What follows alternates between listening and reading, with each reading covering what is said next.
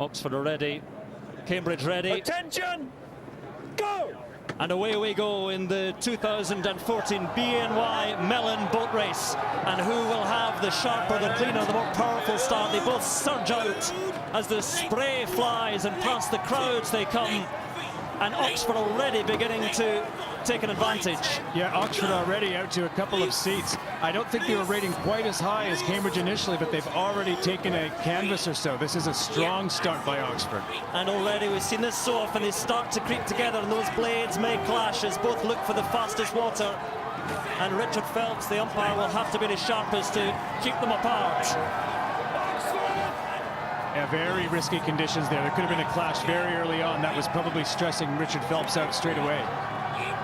Again, those flash bulbs crackle through the murk above Cambridge. the River Thames today. And Cambridge with a little warning there from Richard Phelps. Cambridge! And Cambridge just trying to stay with Oxford in these early stages. Oxford! They have to hang on. Cambridge hanging in now. I haven't seen Oxford take any additional distance there. You see Cambridge have actually pegged them back. They're dead level as they come past the boathouses here. Well, that's good work from Cambridge to respond to that early surge from Oxford. And the river being churned up by these two boats and by the many, many craft behind.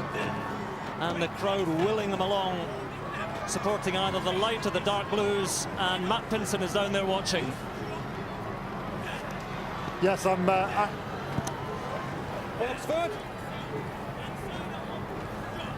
Cambridge! He was there and he wasn't. We'll get another thought from Matt Pinson in a moment, but really the crews are just about level at the moment, Wayne. Yeah, Cambridge is doing exactly what they need to do here, because the first small bend towards Middlesex is in their favor. And what they've done so far is put themselves in a position to capitalize on that, neutralize Oxford, put themselves in a good position before Oxford gets the advantage of the Surrey bend. Well, they've dropped into a more regular rhythm now of about 34 strokes a minute. The initial surge off the line was about 40, 45 strokes even a minute, and it's brutal work now. And again, they're creeping close together as Cambridge try and just hold Oxford out there as they come wide of the Fulham Flats past Craven Cottage, where Cambridge beat Oxford 4-2 in penalties earlier this afternoon in the varsity football match. And Cambridge have responded very, very well indeed. This is not how we expected the start to go. No, nobody would have predicted this, seeing Cambridge with a third of a length lead or so at this point.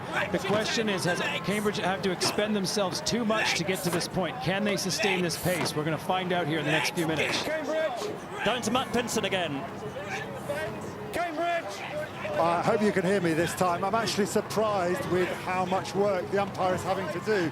Both crews are coming together quite a lot, and he's having to warn both crews apart to keep the race as clean as he can. Cambridge have made a very good start for this first 2 or 3 minutes. Manu rode in the boat race, of course, and was the umpire last year, and the flag is being waved by Richard Phelps, this year's umpire, because they've come very close together again. And as you were saying, Wayne, if you're a Cambridge supporter, you'd be pleased with this, but you might be worried that they've burned a little bit too much coal in the early stages. Yeah, that's the question. Did they realize that they were going to face a disadvantage later with Oxford on Surrey, and did they throw in the kitchen sink too early? But as I look at these crews, Cambridge has a little bit more lively rhythm right now than Oxford. It's going to be very interesting to see this unfold over the next 2-3 minutes. And from that very, very early lead for Oxford, it is now, well, a few feet to Cambridge. But they've had their advantage of a quarter length round that first little elbow round Craven Cottage, and now there will be an advantage of about 3/4 of a length to Oxford on the left there on the south bank, the Surrey station, as they come round the big, big loop in the River Thames. And in fact, Oxford now are a fraction ahead, so a push there, and it's looking very much better for the Dark Blues now. Now, Oxford, I think, put in a push there. They put in a push when just after the corner was in Cambridge's favor, and they've taken back a seat or two. Good, strong response from Oxford. So now it's up to Cambridge to try and answer, because with that advantage to come for Oxford, as you can see, the bend will move around there to the left, round towards Hammersmith Bridge, and it really will be an advantage to Oxford. They have put in a big push there. And again, the blades coming close together.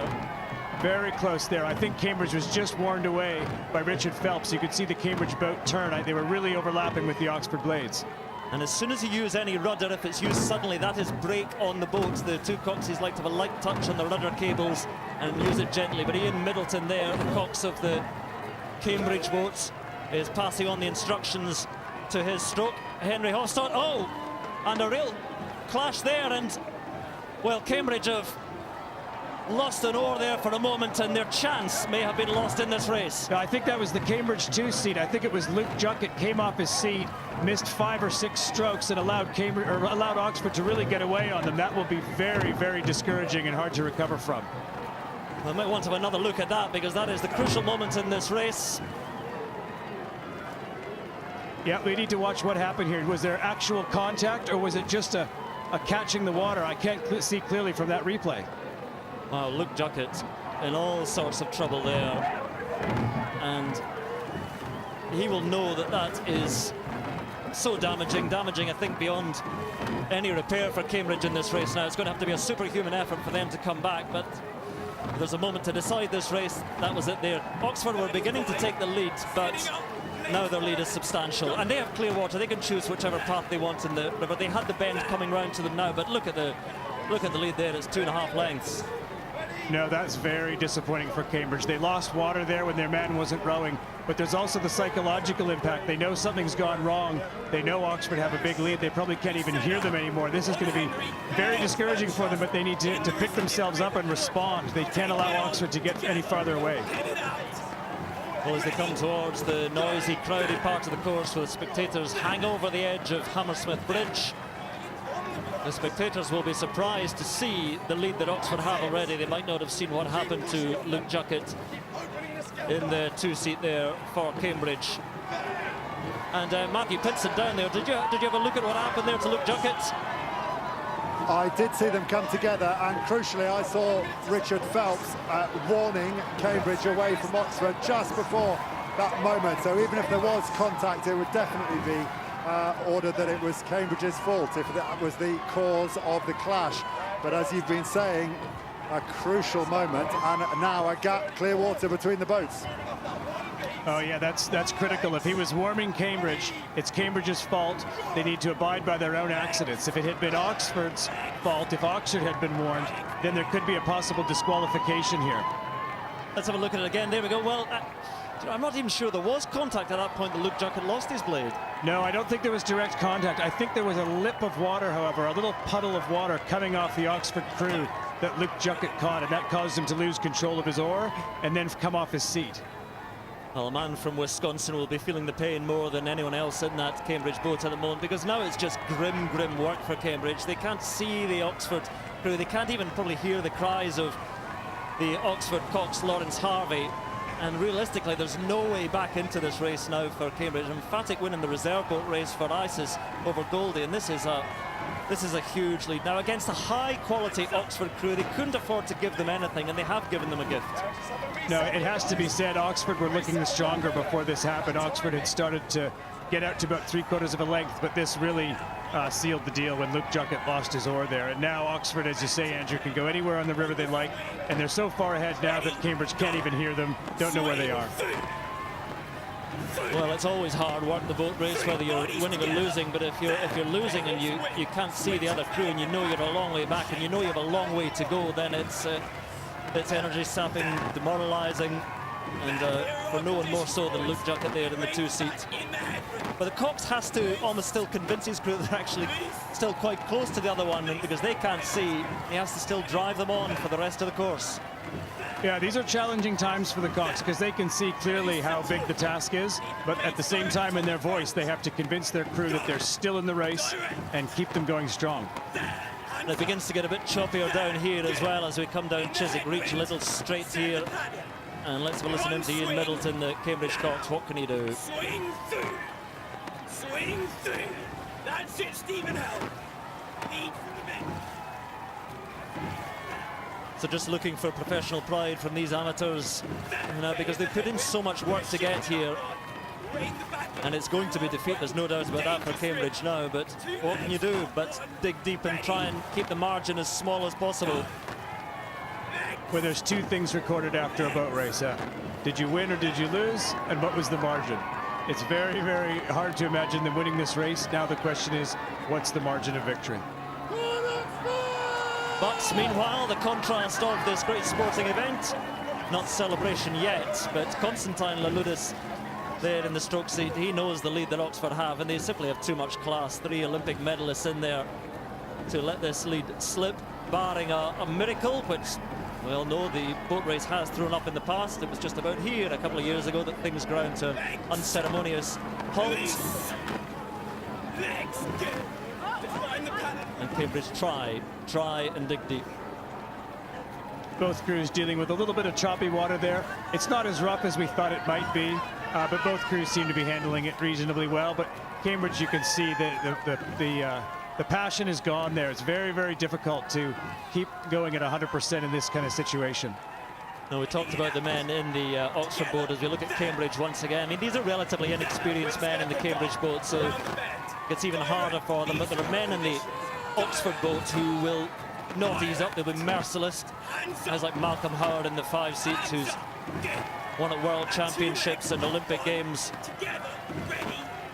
And it's so drilled into them to not just beat the opponents, but if the opportunity arises, really grind them into the Thames and leave them trailing in their wake. And you can see the lead that Oxford have now as they come past the wetlands on the left-hand side. So we're going to have another look at that clash once again, because that lead is not diminishing, and we understand that the 7 2-seats of the two boats did clash. Let's have another look at this again. There's Luke Juckett in the 2-seat on the right side of the picture. And there's a clash there. There was contact there. There was contact just as Luke Juckett was coming to the catch and the Oxford 7-man was coming to the finish. I did see contact there between those blades. It'll be very interesting to see if Cambridge decide to protest this later. Well, there's quite often when this happens in a race, there is an almost optimistic, hopeful protest from the beaten cocks. The matter that's important there is whether Oxford were in their right water, or if Oxford had strayed out of the water, then there might be a legitimate protest from Cambridge. But I think at that time Matt Pinsent said that Cambridge had just been warned. Yes, I definitely think that was the case. I'm sure that Richard Phelps, it's quite difficult for me to see the angle of the flag, but I'm pretty sure he was warning Cambridge away from Oxford at that point. I'm not sure that Cambridge won't protest. I'm sure that Cambridge will put their hand up at the end of the race, protest the result of the race, and the umpire, Richard Phelps, will have to come over and explain his decision, explain his view of that particular clash, that particular incident, and say that's a fair race, that's a fair result. That's my prediction of what will happen. We'll see when we get to the end. Pin it through on the finish. All umpires, Pin it through. as Matthew knew last year and Richard Phelps said this year, you just want a quiet race. You want a race where the umpire is barely involved at all and nobody speaks about it and you all go off happily into the night. But it'd be very, very surprising if there weren't a protest from the Cambridge Cocks, Ian Middleton, but we shall see. But look at the margin there, and I look at recent years and the big margins in recent years. Well, in 2008, Oxford won by 6 lengths, but we're getting out beyond that here.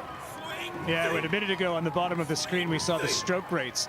And even though they're in the comfortably in the lead, Oxford are rating higher, still rowing more aggressively and just taking additional distance on Cambridge.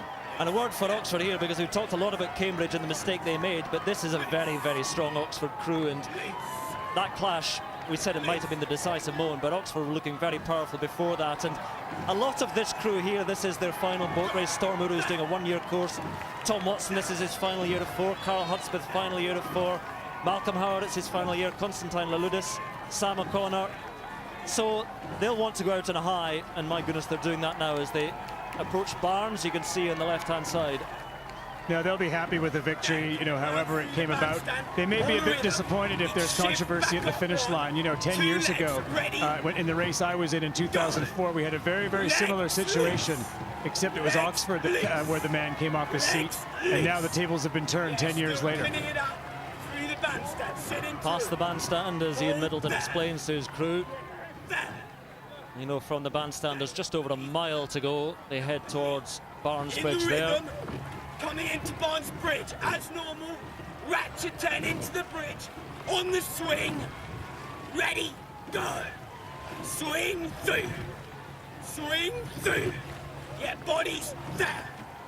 Bodies there. They don't know how far they're behind Coxey and Middleton, trying to convince them they're still within touch, but I think a lot of them will know that Oxford are that distance ahead. It's going to be an emphatic victory for the dark blues, and things are all going their way, as they did last year in the women's race, in the reserve race, in the spare pair race, which Oxford won on Friday as well, and Oxford already shooting the central arch of Barnes Bridge. Go. And stroking higher there, the stroke rate up for the dark blues. I'm sure the work must become just that little bit easier as well when you know you're cruising to victory. No, things will be very enjoyable, very comfortable in that Oxford crew. You can see the lively rhythm that they still have. Cambridge a minute ago, we could see just how heavy it is. The discouragement, you could just see it in the body language and in the oars. They know they've been beaten, and they know they're being beaten quite badly. Hands up. And Cambridge now finally looking weary, fighting the river, fighting the fatigue in their bodies and in their minds. They know this race is gone, but they have to keep going. Press together. 3 minutes home. Steve Dudek, the president, in the middle of the boat there. In the four seats, it's his final race. He felt that 2012 was a hollow victory for Cambridge after everything that happened in that race. He wanted a victory that was solid to his heart, either last year or this year. He's not going to get it, barring a decision from umpire Richard Phelps, which I can't see. I can't see the verdict, the result being overturned, and Oxford heading for a big win. Yeah, I suspect Cambridge will protest this at the end. They won't know exactly who was being warned at the time of the clash. They'll believe that there was contact and there will be a protest, and then we're going to have to listen very carefully to what Richard Phelps is saying. Heading into the final stages, and Oxford plain sailing for the bow seat Storm Uru, for Tom Watson, for Carl Hudspeth, for Tom Swartz, for Malcolm Howard. They can almost, well, their Cox Lawrence Harvey can almost see Barnes Bridge now as we look at the beleaguered Cambridge crew now still going through this hard graft. But Michael DeSanto, the American, Sam O'Connor, New Zealander, Constantine Louloudis, Lawrence Harvey. It's going to be victory for Oxford. It's almost beginning a period of domination for Oxford again. Depth in their squad, as we saw in the reserve boat race. Victory for ISIS by a large margin. We didn't think that would be repeated in the blue boat race, but looks like it's just about the same kind of margin. This is an enormous margin, again with some extenuating circumstances, but just eyeballing that, it could be over 10 lengths margin. So Constantine Louloudis in the stroke seat there, he's going to bow out with 3 wins from 3. He took a year out in 2012 to stroke the Great Britain men's 8 to a bronze medal in the Olympic Games, but he's come back last year and this year, and it's going to be victories all the way in the boat race. He won't know defeat in the boat race, Constantine Louloudis, which is rare to go through a student career undefeated. You can hear the Cambridge Coxey and Middleton trying to tell his crew to fight to the end, but the cheers on the banks of Mortlake are all for Oxford. The celebrations for the crew as well as they come through the line. There are 2 boats every year in the boat race, but it seemed as if there were just 1 boat in the race. This year, Oxford, winners of the 2014 boat race, and by what a margin, and Cambridge trailing home in rather forlorn fashion. But we shall see after they come through whether Ian Middleton puts his arm up to protest as they fight and drive through the line. It is over, but it seems, barring a miracle, as if it is to simply defeat